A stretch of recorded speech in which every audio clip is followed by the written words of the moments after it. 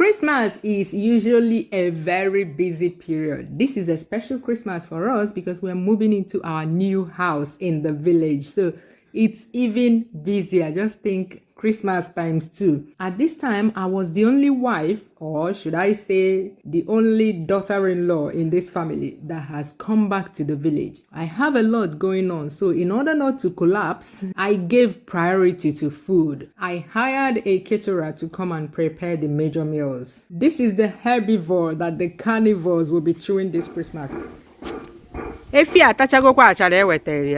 We invited specialists to come and do the deed.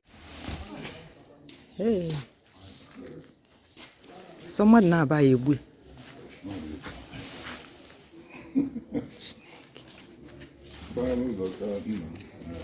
Hey. Oh.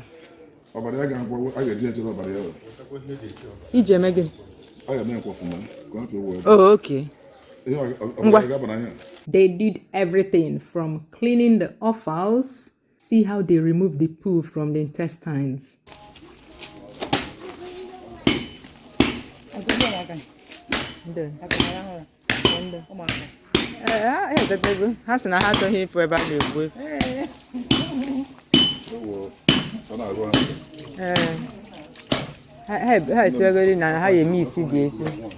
He's doing it like at Mankasa, like he's weaving hair. Everything is skill, man.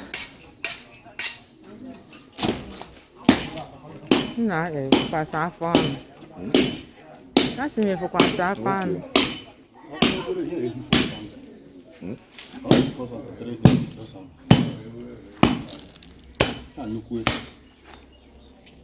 Open Sembosa no 7 something can you read?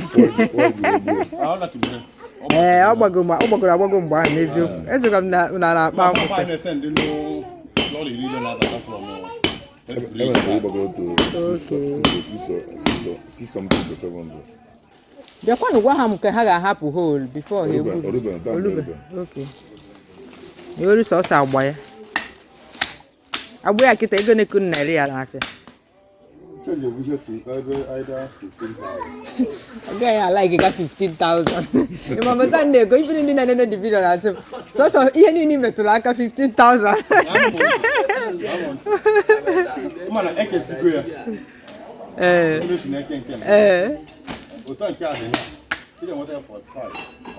This year, now what?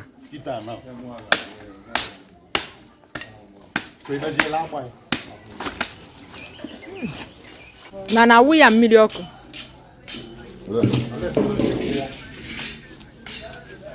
And I'm like here green and oh, can't Yoruba say me, I wear a mediocre. Nekwe pia ye jina ngonko biko. Blood I doesn't go up.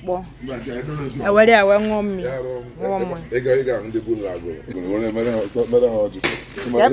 No, true, I'm serious. Hey, yeah, men we are kita. As your favorite wife, that I am. Oh, drop your blood, because ask him. Ask him. What's the camera business?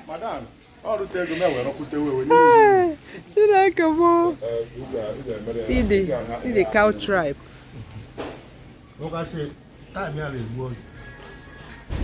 They also prepared the premium pomo. You know that pomo that has some meat in the middle? Yeah. Kanda. Premium kanda. Dan bandung dari. Burung mana biar kita mana boleh jago mana? Tidak kayak kuningan. Mbak, also saka. Apa ni burung mana biar? Saka I just the Google. I like it. Hakoro.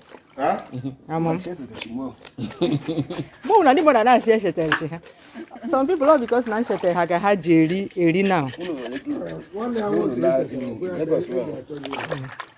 Omo ye people I like ke sete ha ni. Ipa imela alu. Iye ju ese fete so. Oh onye mela alu onye na eme na he sete. Aqua. The lemon here. Why did they allow? They also cut up the meat into pieces. Makana onye horego. What you better than ya to line. Kwende na dana. Come na around the men there. Munga put them what ya. What you not telling them the mule do ya me. Cuz what you na ogwan some amana kom na phone. Ya me yare ya kom na phone. Maga mere is what you na ya go. Metugaje. Ya go for go. Oh, my husband's favorite part, kanda, premium candalysis. Scandalized. Scandalized. What cool monze? Ako has na idika one. After gwelekan. Idika one. Rani abuelo. Why abuelo ni balmini nasa bagrasa? Zaba. You shall go. YouTubers, Merry Christmas. Merry Christmas. Don't be small. Merry Christmas, our people. Enjoying the Christmas in the village. In the village with Hamatan. You guys need to be here. Best place to celebrate it. Yes, sir. Yes, sir. Yes, sir. You just know what? Aka ujikwere ju. Hey, see his akaka. See his hand, though. See his hand, ojureju. Blood. Inese mirindo. Man, after now, we're gonna go for her.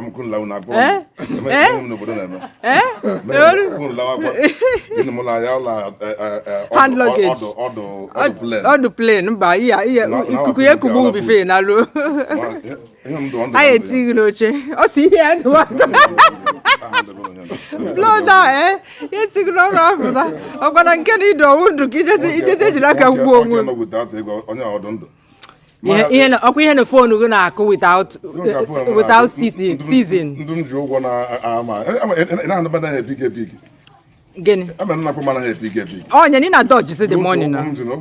People can just walk a cotton now. Come on, I had to leave blood because the person installing the curtains at our new house wanted me to come and tell him where each curtain goes. I tell you, if it were possible to divide myself into many parts, I would have. So, as part of the Christmas preparation, we're cooking in large quantity. It's a large family. We have some people around to cook for us.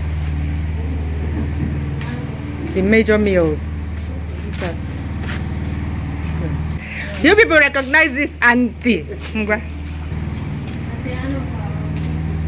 Eh? And her hand chafu fe me chaze we think is too. Mba. Okay. Ihe na-ego. See another pot. Ihe na-ego. I want stew.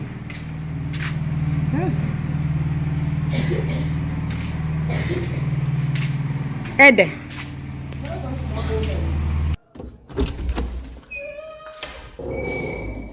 See this place. The caterers prepared tomato stew base. They used some of it to cook stew and we stored the rest as base. They also prepared 2 Nigerian soups so that during this period, all we need to do at meal times is either prepare semo or make gare, boil white rice or prepare jollof rice, and food is ready in no time. We can easily sort out breakfast and other meals that don't store well in the freezer. Look at them chilling like the big boys they are. So food is sorted for the battalion in this family. At this point, everyone is not back yet, but we are already feeling the heat of busyness. My message taking a video, may go share away from all that. May go share away. See how our mama is preparing for Christmas. Ewenduru. Mama, if the rest are preparing for Christmas in another way, you're making a winduru. I'll show it to your son when he comes back. I'll show your first son. I'll show Barry. Mama is not talking to me again.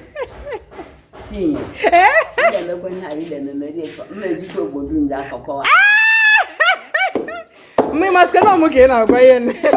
Because she ma eh? You must go now,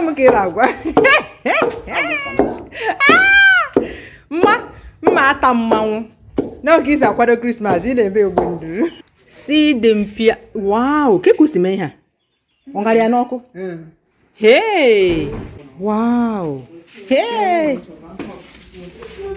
What the motuan? This is used to drink pami. Correct pami. Because cake is where me ha. You make magic can. He can go. Hey. Now. Can also. Oh, okay, me go there. Because I'm shocked. No, so that weapon. Hey. Okay, see the original one. See the other one. See what he turned it. Wow. Hey, I'm wonder what go he made the thing. Blood mark in our mom. Yeah, I go up one. Hey, I hear you now. I can't sort it out. Do you guys remember him at my last Unko market? See him. I didn't even know him at that time, but eventually it turns out that he's from around this area. He's my husband though.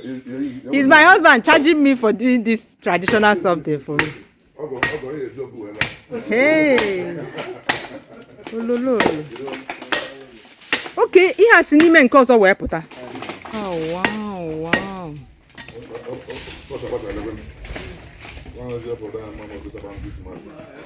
See, he's going to roast it and then it will fall out. Wow. Wow. Hey, madre.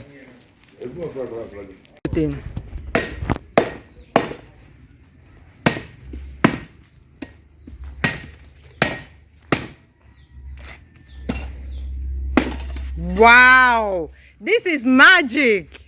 Did you see that? Just as long, but it's okay. Hey, madre. What we had the honor wow because see so na so get me na see oh we am science.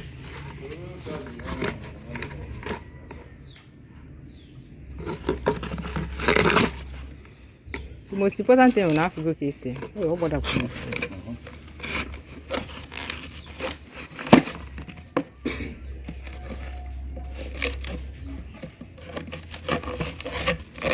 in the carpet, or the carpet, linoleum.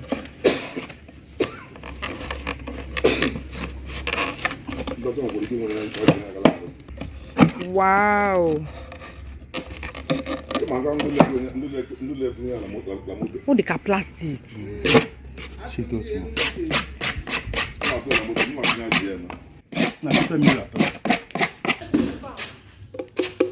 So, if you pop on one here, one person will go this one, how person you do cheers and then you drink it. I finally made Neddy's hair, which has been overtaken by other events. Before we came back, I couldn't make the hair because we were getting ready to come back. When we came back, we were busy with other preps, preparing the house, a lot of things. Now that I've made her hair, Christmas can start. There are a lot of people coming into the family just to tell us welcome back, all that stuff. Coming to thank us for the Christmas gifts that we gave them. Yeah, we have a tradition of giving family members, extended family members, Christmas gifts of food, which is mainly rice, meat, then cash. Yeah, so they were always coming in and going to show their gratitude. So yeah, it's a busy house. That's all I was able to grab for you guys as far as Christmas prep goes. To be honest, I did not know where my phone was half of the time because I be the wrong kitty, I the wrong kata. So make could I manage this one as you see and more to come. Bye bye. See you soon.